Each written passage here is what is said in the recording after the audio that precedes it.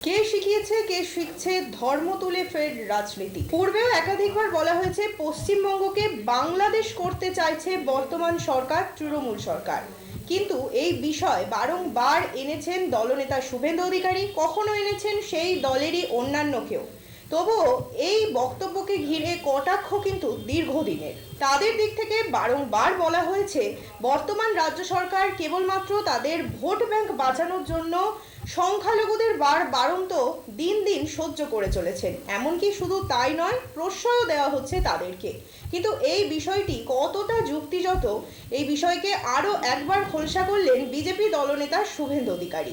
বাংলাদেশ থেকে যারা আসবেন তারা শুধুমাত্র এই দেশের শরণার্থী, এর বাইরে আর কিছু নয়। সমগ্র বিষয়টাই বুঝে নেবেন নরেন্দ্র মোদী, অমিত শাহজি, আরও একবার খোলসা করে বললেন তিনি। শুধুমাত্র ভোটের জন্য এদেরকে প্রশ্রয় দেওয়া হচ্ছে, যেমনটা দিয়ে এসেছে পূর্ববর্তী সরকার। পূর্ববর্তী সরকারের থেকেই এই পথ অবলম্বন করছে বর্তমান সরকার। এ কথা আরও একবার স্পষ্ট করে জানালেন বিজেপি দলনেতা শুভেন্দু অধিকারী। শুভেন্দু অধিকারীর সম্পূর্ণ বক্তব্য শোনাবো আপনাদের। বাংলাদেশের মধ্যে দুটো ভাগ আছে। একটা সিএতে বলা আছে ধর্মীয় উৎপীড়নের কারণে যারা আসবে তারা শরণার্থী, তাদের জন্য নরেন্দ্র মোদীজি আছে, অমিত শাহজি আছে, বিজেপি আছে, খুব ক্রিস্টাল ক্লিয়ার, তারা শরণার্থী। আরেক দল হচ্ছে রোহিঙ্গা মুসলমান, তারা আমাদের রেশন, আমাদের জমি, আমাদের অধিকার খেতে এসেছে। এরা লাভ জিহাদ, ভোট জিহাদ, ল্যান্ড জিহাদ করে। এদের সিপিএম প্রোটেকশন দিত, ছোট আকারে ছিল, এখন বটবৃক্ষ তৈরি হয়েছে 1 কোটির কাছাকাছি। এটা মমতা ব্যানার্জি দেয়, কারণ তারা একদম চিহ্নিত ভোটার। তারা কোথায় ভোট দিবে সবাই জানে।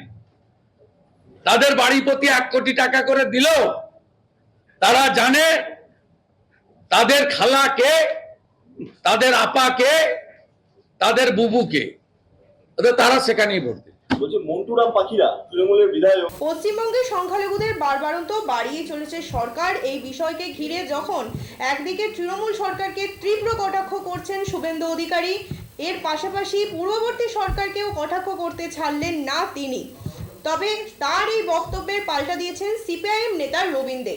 তিনি বলছেন সিপিআইএম এর থেকে নয়, বরং বিজেপির থেকে শিখছে কিভাবে ধর্ম নিয়ে রাজনীতি করতে হয়।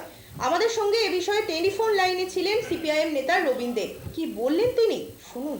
আসলে তৃণমূল যা করছে সব বিজেপির কাছ থেকে শিখেছে। বিজেপি জন্ম আরএসএস এর গর্বে, তৃণমূলেরও জন্ম আরএসএস এর গর্বে। সুতরাং এখন একে অপরের বিরুদ্ধে যখন নির্বাচন এগিয়ে আসে তখন একে অপরের বিরুদ্ধে ওরা বিষোৎকার করে নানা অভিযোগ আনে।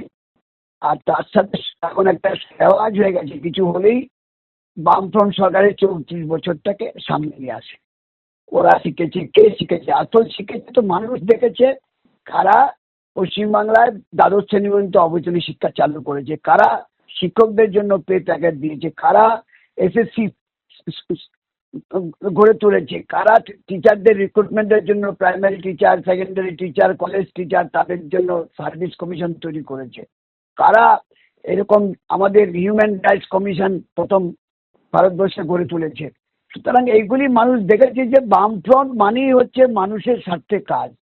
এই যে 39 লক্ষ মেট্রিক টন থেকে 74 লক্ষ মেট্রিক টন থেকে 1,50,00,000 মেট্রিক টন খাদ্যশস্য উৎপাদন, 88,75,200 হেক্টর জমি, যা আগেও ছিল এখনো আছে, কিন্তু উৎপাদন কম হয়। কংগ্রেস আমলে কম হতো, 74 লক্ষ মেট্রিক টন হতো, এ থেকে 1,50,00,000 টনে উন্নীত করেছে। মাধ্যমিক পরীক্ষা দিত 2,47,000 জন, সেটাকে 10 লক্ষে উন্নীত করেছে। এখন আমরা দেখছি 21 সালে এসে 4 লক্ষ কমে গেল।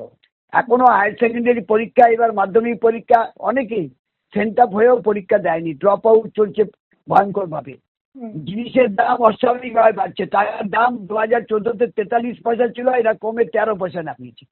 এইগুলি বিজেপি এবং তৃণমূল একে অপরের এইগুলি নিয়ে কোনো কথা বলে না। যখনই কোনো কিছু আছে, এখন ধর্মের নামে বিভাজন, আর হিন্দুর বারবারন্ত, মুসলমানের বারবারন্ত, যা অপবাদ হচ্ছে, এই যে চুরি করেছে, চাকরি চুরি, বালি চুরি এইসব যা পাচার হচ্ছে, সব যা ঘটেছে, এগুলি কি সব কোন ধর্মের মানুষ করছে?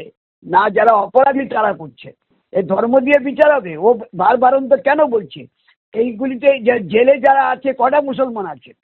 জেলে যারা আছে এই শিক্ষার নিয়োগের জন্য একেবারে পার্থ চ্যাটার্জি থেকে শুরু করে কয়জন মুসলমান আছে? এইসব কথার মানেটা কি? অপরাধী অপরাধী ধর্ম দিয়ে চিহ্নিত হয়। হিন্দু হলে ভালো, মুসলমান হলে খারাপ। হিন্দু জমিদার কি হিন্দু কৃষককে বেশি জমি দিয়ে দেয় বিনা পয়সায়?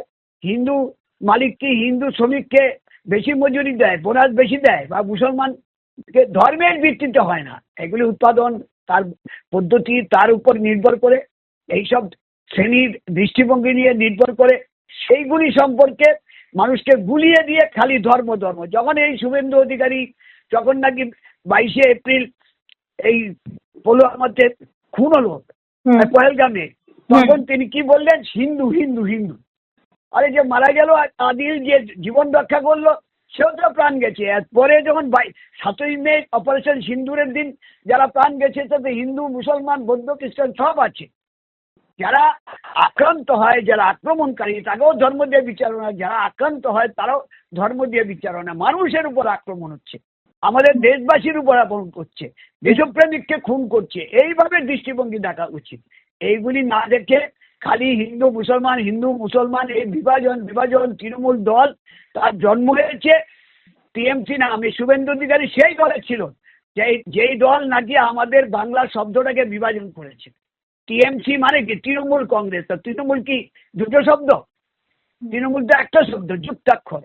সুতরাং এই সব ঘটনার মধ্যে একটা নীতি কাজ করে, আদর্শ কাজ করে, এইগুলি সব জলাঞ্জলি দিয়ে এখন বিজেপি আর তৃণমূল তারা একটার পর একটা অপরাধের থেকে, ধর্ষণ থেকে আসবে, খুন থেকে শুরু করে, বিভেদ থেকে শুরু করে, জিনিসের দাম বাড়ানো থেকে শুরু করে, কলকারখানা বন্ধ করা থেকে শুরু করে, একটার পর কৃষকের ফসলের ন্যায্য দাম না দেওয়া, লুট করা, এই সব চাকরি লুট করা, এই সব কিছু, যে এমনকি শিক্ষক পেটানো থেকে শুরু করে, বিশেষ করে কামড়ে দিচ্ছে পুলিশ বিক্ষোভকারীদের, এই ধরনের যা ঘটনা ঘটাচ্ছে সেগুলিতে তৃণমূল জড়িত, বিজেপি জড়িত। কেউ কখনো তৃণমূলে ছিল, বিজেপিতে গেছে, কখনো বিজেপি ছিল, তৃণমূলে আছে। কে কখন যায়? আসলে সব অপরাধী, একই নৌকার যাত্রী ওরা। ধন্যবাদ দাদা, ধন্যবাদ।